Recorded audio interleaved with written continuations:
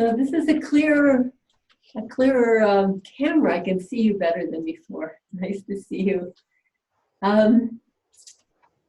So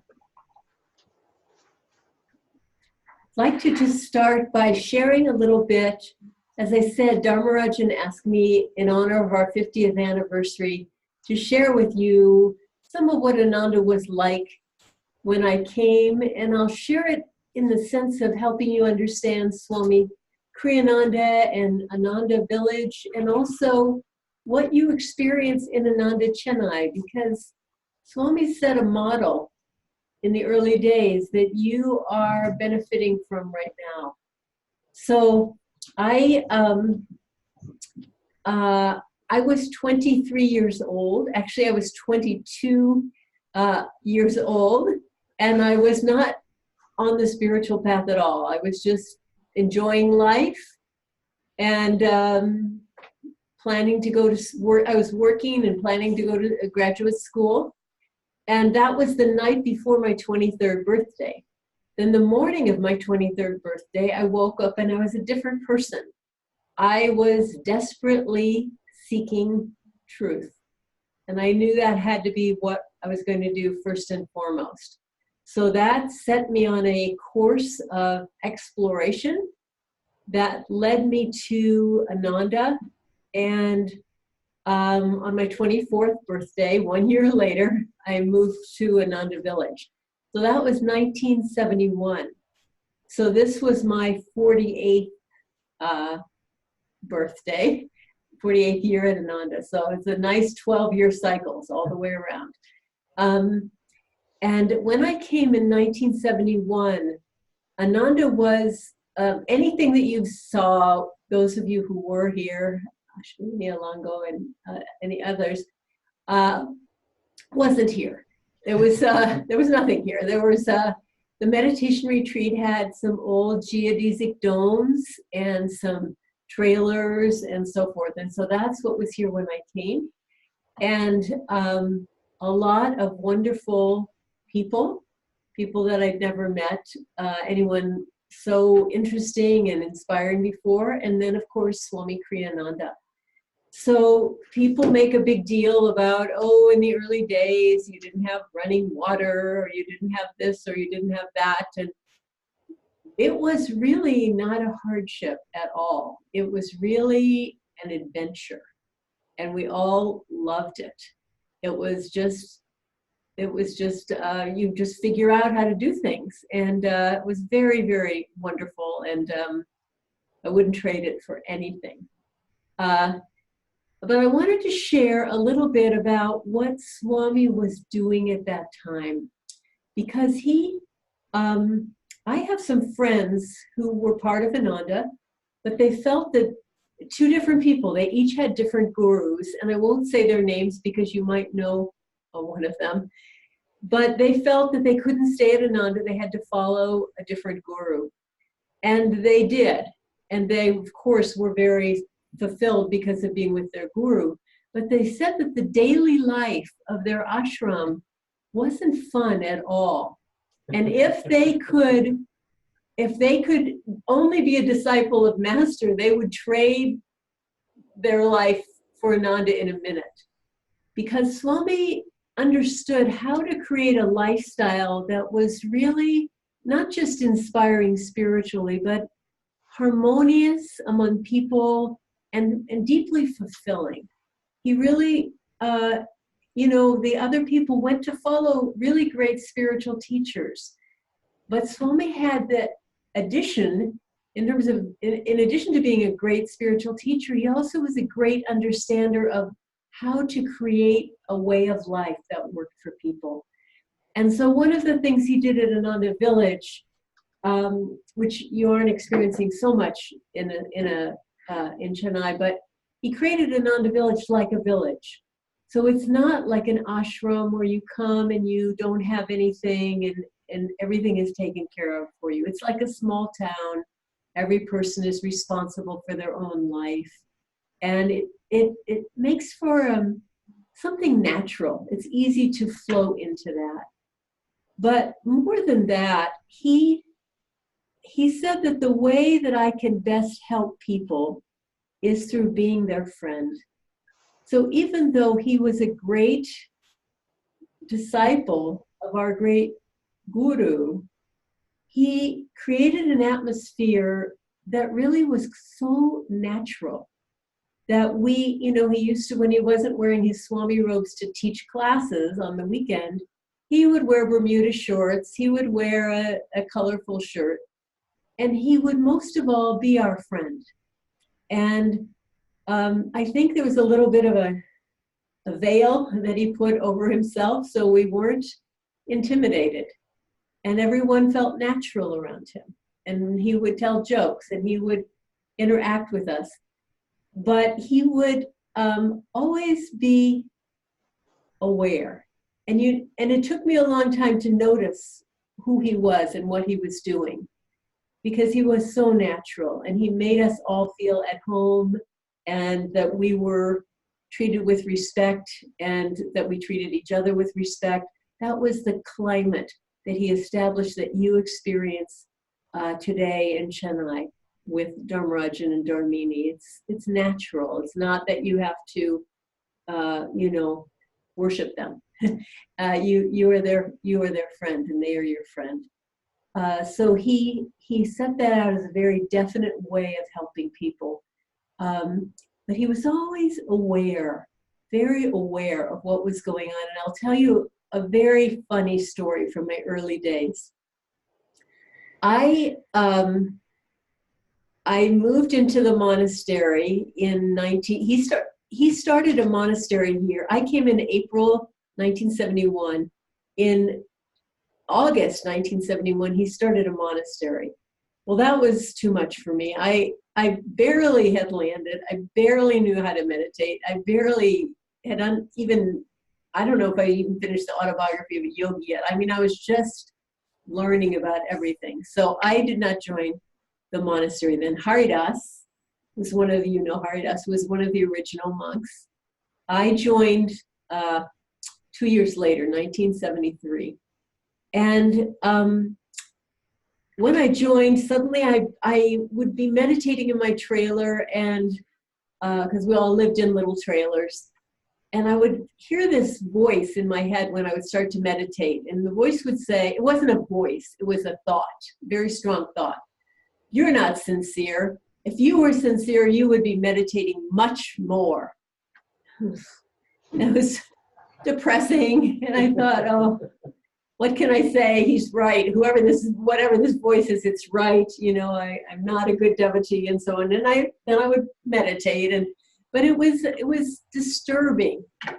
So it took a long time, maybe a month or so, but eventually I got up the courage to make an appointment to see Swami Kriyananda. You have to be sitting here where I can see you, because I need to use you. Okay. So I had now been going through this for a while and was very upset about it. So now I had my chance to talk to Swami Kriyananda. I was, 25 years old. And I was feeling extremely sorry for myself by the time I got to talk to him. And, you're ready to unburden yourself. And my lip was quivering, and I went down to talk to Swami for me, and so Swami and I were sitting farther apart than Dharmarajan. And I sat down, all ready to tell him my tale of woe and how difficult it was and so forth. And Swami, just without saying anything, he stood up, he walked over and smashed me on the top of the head. Just bam, I'm not hitting him, but smashed me on the top of the head like that. And then he walked back to his chair saying, "Mosquito."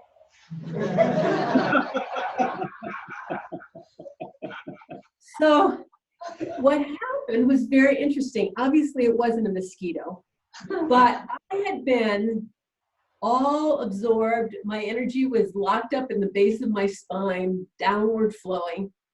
You get a hit like that on the top of the head, wakes you right up.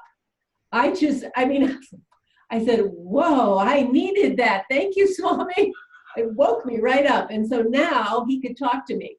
When I was like this, what could he do? I was useless. So he was always very, very aware. So I told him, Swami, when I sit to meditate, I have this thought in my head, you're not sincere, it's so on. And all he said, it's Satan. And meaning it's Maya. Don't pay any attention to it. And that was the length, that was the extent of our conversation. It was over in a minute. I got it entirely. You're being deluded. Don't give it energy.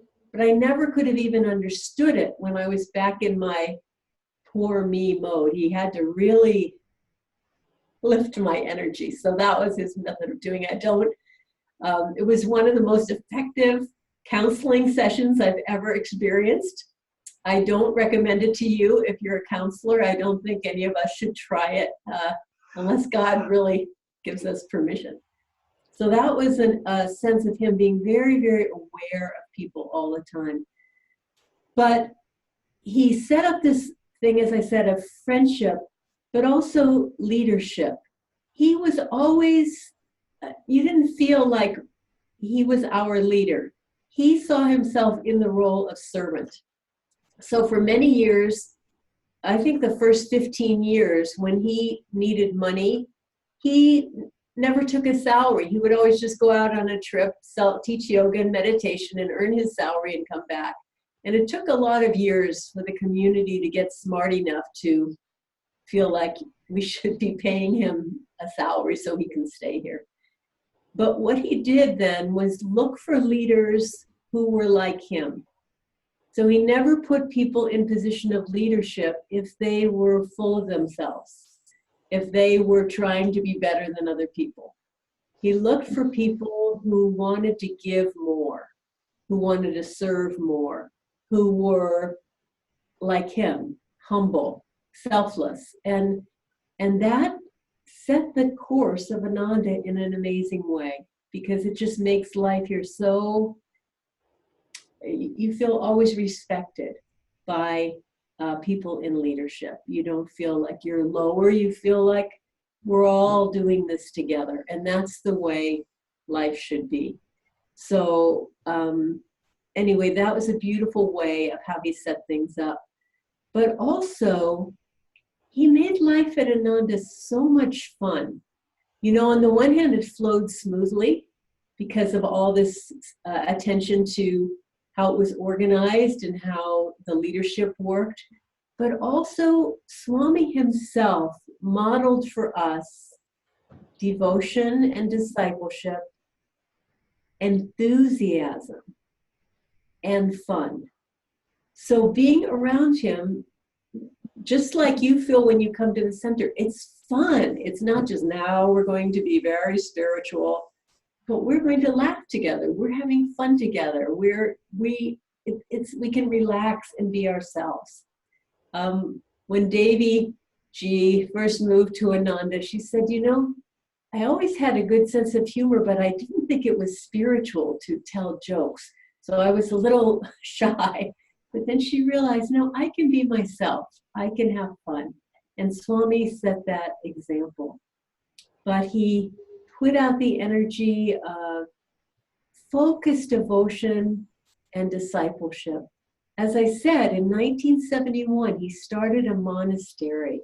We had so many people here, men and women in our 20s.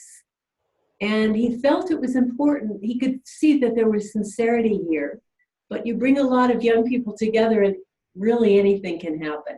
So you wanted to focus that energy and say, no, we are here for God. That's what we're doing. And the monks live in one area, the nuns live in another area. We have twice daily meditation together as a group and privately.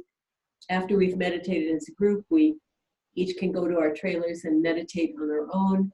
He set a model, a very focused, being very focused on the spiritual path, very devoted to the guru, but at the same time, always with enthusiasm, always with joy and playfulness. He wanted us to be able to have a life that was full and satisfying, so that we didn't feel like, well, okay, I have my life in the ashram, but now I think I'll just go to the movie and relax and kick back and enjoy myself. my husband went to visit a spiritual community many, many years ago. He does nature awareness activities, and he has traveled around the world. And so he did his program in this spiritual community. And when it was over, they were all going out drinking and dancing. And they said to him, "Do you want to come?" And he said, "No, I'm not interested." And they said, "Well, don't you feel you need to I don't know if you have this expression, let off steam. Do you have that expression? Yeah, let off steam. Like, oh, I've been so good, now I can just really let it all go." He said, don't you need to do that? He said, "No, to do that. We're just happy the way we are." And so I think part of the reason for that is that our spiritual practices are very real and very deep, and they work. But also our way of life is natural. And we don't have to feel like I'm being spiritual, and it's hard for me to be spiritual, but now I can be how I really am. We all go together. Swamiji described the Kriya Yoga path. He said some spiritual paths, and in the early days of Ananda, there were a number of spiritual teachers. Am I talking too fast? Okay. There were a number of spiritual teachers in the United States who did some fantastical things. They would touch the disciple with a peacock feather, and the disciple would have a Kundalini experience, and it sounded pretty exciting to us because that wasn't happening here. And Swami said, little delay. Swami said, that's interesting, but people go up, but they come right down to where they were before. He said the Kriya Yoga path is like an elevator. It takes you up more slowly, but completely. So as you practice your devotion, as you practice your Kriya, you're growing all at once. There's no take away the bottom and then you drop. You're just growing as a whole person. And you see that so much. I'm sure you're seeing it in each other. We see it in people who come here and people we live with all the time. Just transformation, not just being able to meditate, but being able to be more calm, being able to be more accepting of other people, accepting of ourselves. People change, and it's a powerful proof of what this path is doing. So back to Swami's enthusiasm and fun. When he used to live in a little geodesic dome, and what he did was he bought a swimming pool. You can buy swimming pools. I don't know if you have this. You can buy swimming pools here that are about maybe this deep. They're plastic, and you fill them with water, and you can splash around them and have fun. So Ananda gets very hot in the summer. So he bought a large pool, and he would invite people over for a pool party. Well, one time, Bharat and I were there. Maybe we had been married for a year, maybe less. And at this party, the women were at one end of the swimming pool doing water ballet. And it was such a perfect male-female thing. The men were at this end, and they were playing a game called horse. And what horse is you have two men who are the horse, and two other people climb on their shoulders. So the horse is holding them, and the other people are on their shoulders, and then the two people on top are trying to push each other off, okay? Well, Swami was one of the people, the men would come and challenge him. And it was very interesting to watch because, as I said, Swami was always very natural, but he always was teaching something. And he was totally in control of his energy.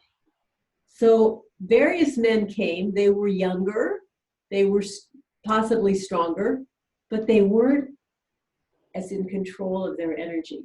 So maybe they would kind of push Swami like this, and then fall in the wall. He easily was beating people.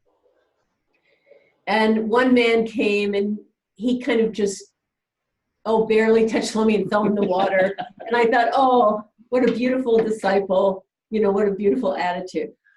Then my husband gets on the other man, the horse, and I look at him and I go, oh my God. He has a look on his face, he's fierce. He's going to give this everything he's got. He's determined that he's going to throw Swami in the water.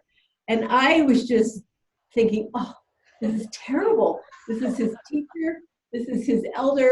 This is not the way to behave, So he just went after Swami. He was a wrestler when he was in college, in high school. So he knew something.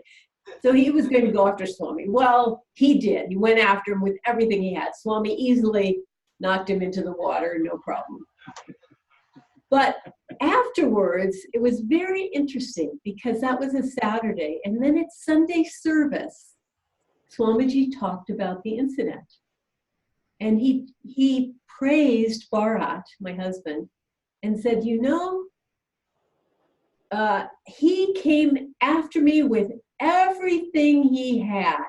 And he said, that's the way to find God. Don't hold back. Don't just put everything you can into it. Now, he didn't say anything about, of course, I threw him in the water easily. He didn't say that.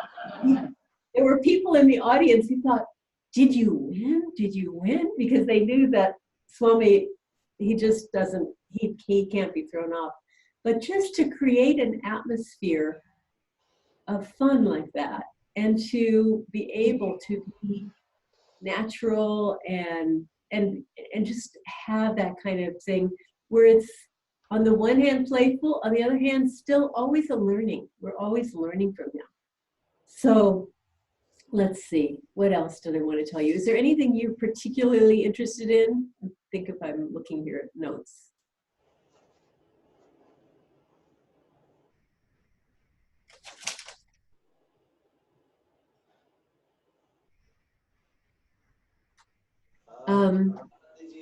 Like when you said we need to go with everything we got.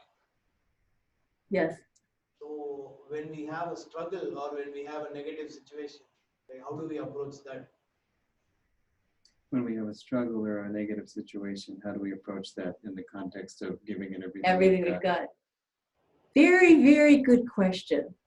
Because a lot of people think life is a battlefield, okay? Just like Bharat, he was battling. So if I have something negative going on, I'm going to fight it. I'm going to hate it. I'm going to just think this is terrible, and I'm going to, beat it down. But that just makes it worse, doesn't it? The better way is to see if we can switch the game around. I'm not playing that game. I was thinking recently, I'm still answering your question, but I'm going around.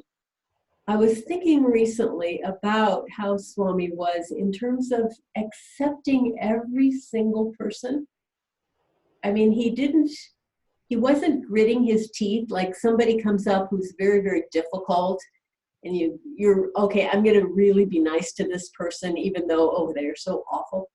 You never felt that way. It was just like he was complete in himself. It was like a column of light, and it didn't really matter if people were nice to him, if people had a good personality, if people had a really strange personality, if people were mean to him. That never really mattered. He knew how he was going to behave. And so he didn't need something coming up. I think a lot of us, do you know what a jigsaw puzzle is like? How you have pieces. So we're like little jigsaw puzzle pieces. And we have these little indentations. and things that go out. And we kind of need people to fit in there. And we're always sort of looking for who can fulfill that little notch there. It needs to be filled, or who can I fit with? And it doesn't ever work. But the more that we can go inside and say, okay, life is not promising to make me happy. Nobody said life was going to make me happy. But I can find happiness inside myself. And if I more and more focus on finding happiness in myself, that's where it's going to work. That's how I'm going to make things work. I will connect with God to the best of my ability.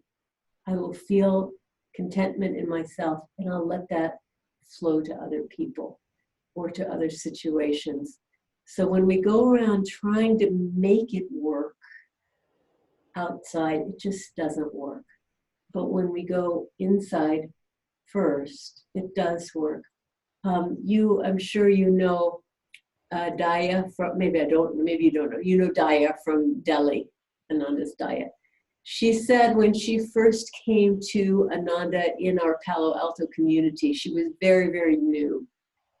It was all, and she looked around and there were so many nice people, and she wanted to be friends with all of them, and she wanted to meet them all, and she was like going out, and everybody was backing away from her. It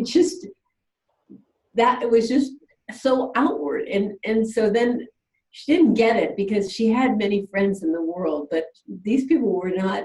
They were, and then she began more and more. She meditated more. She just felt just happier in herself, and then she had something to give, and then it flowed. So sometimes when we're trying to fix things out there, it always starts from something in here. And if we can fix it here, if we can just say, oh, I see, I'm being impatient, or I'm looking for fairness in the world. Everyone looks for fairness in the world, right? It's not there. There was an article by Swami that said, justice, don't look for it. Don't look for justice. Justice will always come through your karma. Don't expect to get it from anyone else. But just find your peace with yourself inside. So the more we do that, the more life kind of unfolds for us. But if we try to attack it like outwardly, that's not going to really work. So does that make sense? Yes. Is that okay? It does. Are there other thoughts or questions that you have? Yeah, I have a question. So where you were talking about, the negative thoughts which are pulling down your energy, and how Swamiji told you, to ignore it, etc. But sometimes, these thoughts help us find the gaps and help us, improve ourselves, right? So how do we differentiate which thoughts to ignore and which thoughts to explore more to, get ourselves better? Okay. So what Sindhu is asking is that on the one hand, there are hard thoughts or critical thoughts that pull our energy down, and we have to watch out for those. And then at the same time, sometimes when we are taking a hard look at ourselves, we see things that then motivate us to grow and to change. So how do you know, basically which situation you're in? Is that accurate, Sindhu, what I said? Could you hear what he said? Yeah, okay.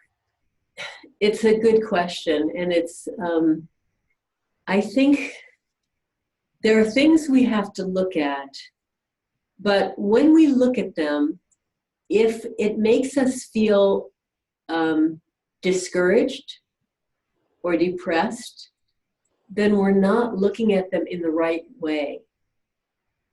Master said that discouragement is the greatest test that Maya or Satan sends to us. The part of ourselves that wants to pull us away from God will try to do anything to discourage us. So sometimes we can get just clarity. Oh, I was so naive in that situation, or oh, I was so selfish. And we just see it and we go, okay, good, I can work on that. And I'll tell you a story in just a minute about an experience I had with that. But what I noticed about Swami, when he would tell you something, and sometimes he would say things that were difficult. I mean, he was telling you what you needed to do, but you never felt discouraged by it. It was, okay, I can do this. And so when we're introspecting in ourselves, if our energy is pulling down, stop. Now, that's not going to work. Often when people are feeling the most depressed, that's when they decide that they're going to take a hard look at themselves. It's terrible. It's terrible. Their mind is not clear, and everything they see is colored by this lack of clarity. So that's not working.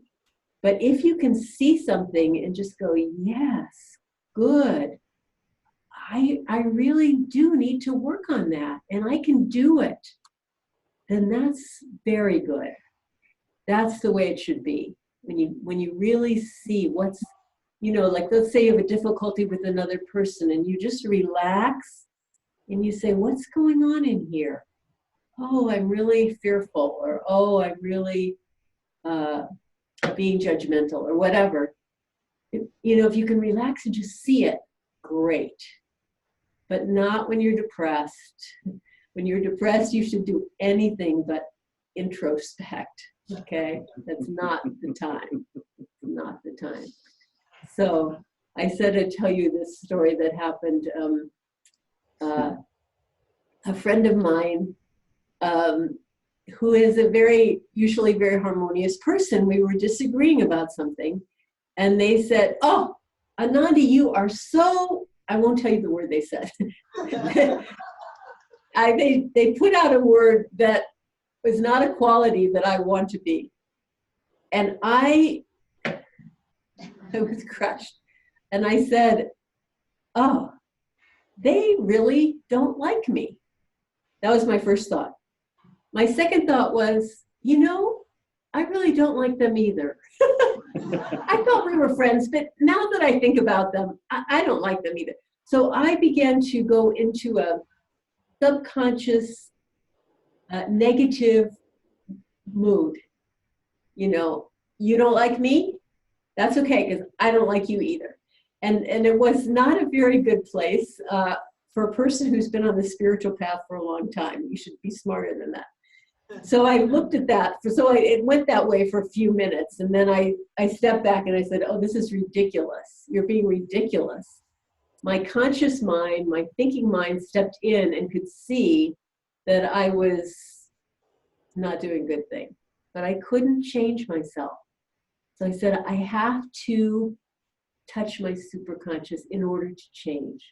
So then the next morning, I went to my Kriya practice, and I really was determined to experience superconsciousness, because I knew in superconsciousness, I would see clearly. So I did my Kriya practice with a lot of intensity. And it just at a certain moment, my mind just went, they are right. What they said about me is accurate. And I was like, but it wasn't down. I was like, yes, they're right. I can work on that quality.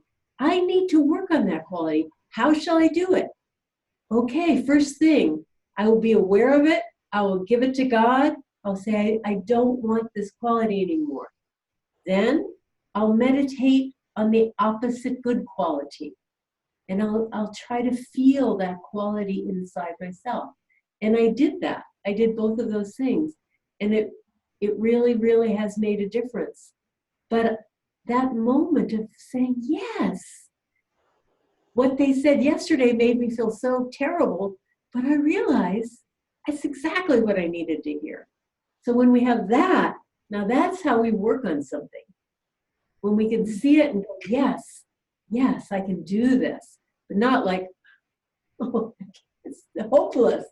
That's not going to work. That's not going to work. So, okay.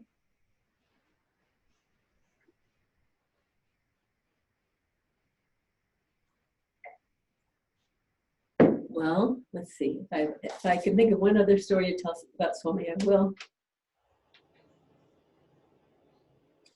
It's too long, too long, too long.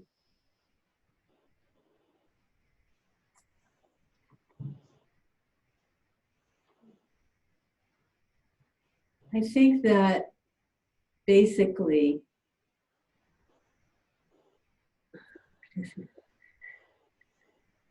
Everything okay?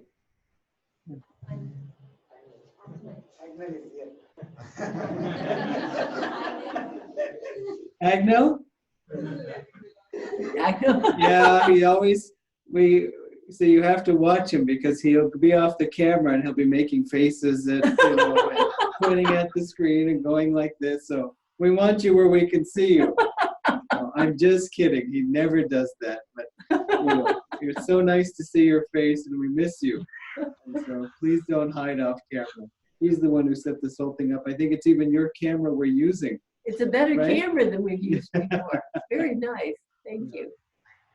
Well, very, very nice to spend some time with you all. And let's just take a moment and we will just bring our mind to meditation just for a moment. Bring your mind to the spiritual eye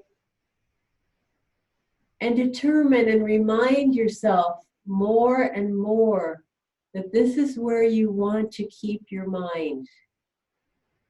When you're walking, when you're washing dishes, when you're doing quiet things, keep your mind at the spiritual eye. When your energy goes down, when you face something difficult in your life, bring your mind to the spiritual eye and you can literally change what you're thinking in a moment. So put your full attention there.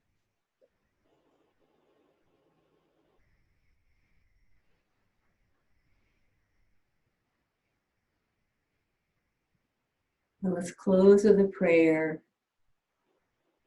Heavenly Father, Divine Mother, beloved God, great masters, beloved Guru Deva,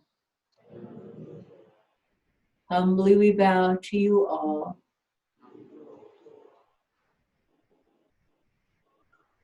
May thy love shine forever on the sanctuary of our devotion. And may we be able to awaken thy love